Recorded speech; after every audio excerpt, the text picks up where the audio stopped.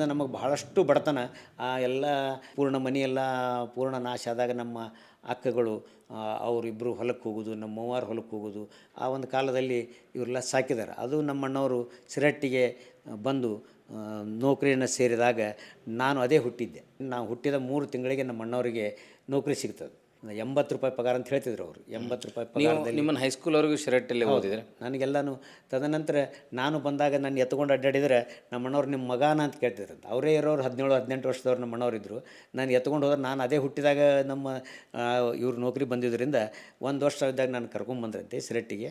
ಅವಾಗ ನಾನು ಎತ್ಕೊಂಡು ಅಡ್ಡಾಡಿದರೆ ನಮ್ಮ ಅಣ್ಣವ್ರಿಗೆ ಎಲ್ಲರೂ ನಿಮ್ಮ ಮಗಾನ ಅಂತ ಕೇಳ್ತಿದ್ರಂತ. ಅಂದ್ರೆ ಅಷ್ಟು ಚಿಕ್ಕವನಿದ್ದಾಗಿಂದ ನಾನು ಅಣ್ಣನ ಒಂದು ಇದರಲ್ಲಿ ಬೆಳೆದಂಥವ್ರು. ನಮ್ಮ ತಂದೆಯವ್ರಿಗೆ ಮುಂದೇನಾಯಿತು, ಭಾಳಷ್ಟು ಹೀಗೆಲ್ಲ ಆದಾಗ ಅವರೆಲ್ಲ ಸಾಲ ಗೀಲ ಭಾಳಷ್ಟು ಆದಾಗ ಅವರು ದೇಶಾವರಿಗೆ ಹೋಗಿಬಿಡ್ತಾರೆ. ನಮ್ಮ ತಂದೆಯವರು ಬಿಟ್ಟು ಹೋಗ್ಬಿಡ್ತಾರೆ. ಬಿಟ್ಟು ಹೋದಾಗ ನಮ್ಮ ಅಣ್ಣ ಎಲ್ಲರನ್ನ ಕರ್ಕೊಂಡ್ಬಂದು ಸಿರಹಟ್ಟಿಯಲ್ಲಿ, ಈಗ ಎಲ್ಲರೂ ಬಂದು ಸಿರಹಟ್ಟಿಯಲ್ಲಿ ಸ್ವಲ್ಪ ದಿವಸದೊಳಗೆ ನಾವೆಲ್ಲರೂ 1 ವರ್ಷ ಒಪ್ಪತ್ತಿನಲ್ಲೇ ಸಿರಹಟ್ಟಿಯಲ್ಲಿ ಸೆಟ್ಲ್ ಆಗಿಬಿಡ್ತೀವಿ.